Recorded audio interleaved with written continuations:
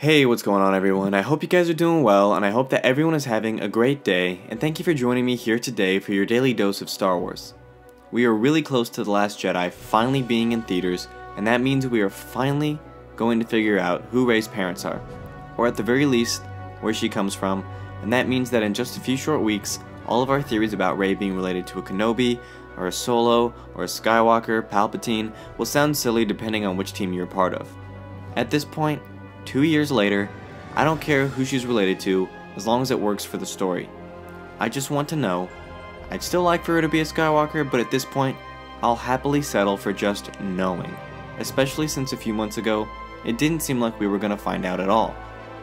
Rian Johnson and Daisy Ridley have spoken about Rey's parents while talking about The Last Jedi, and they have given us more of an insight into what it was like when it came to developing her story arc and how the film was going to treat it, and how Daisy felt Rey would treat it as well. Rian said, "To me, it's important insofar as important to her, and I think it's important to her in terms of what is her place in all of this. What's going to define her in this story? She was told in the last movie that the answer is not in the past, it's looking forward. But she's showing up on this island to talk to this hero from the past.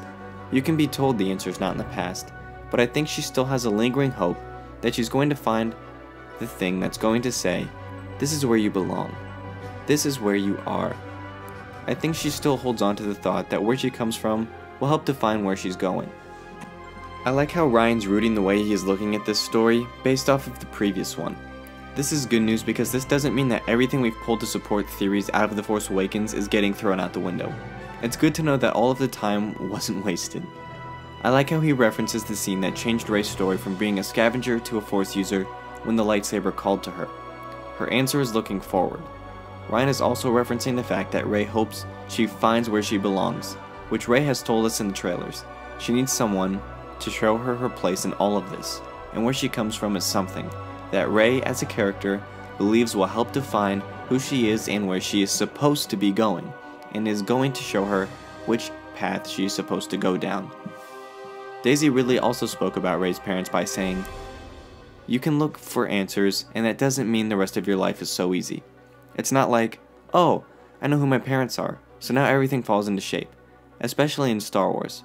Yes, it would potentially change her mind, or at least give her a little bit more peace in moving forward, but ultimately what's coming is coming, and whatever abilities she has are there.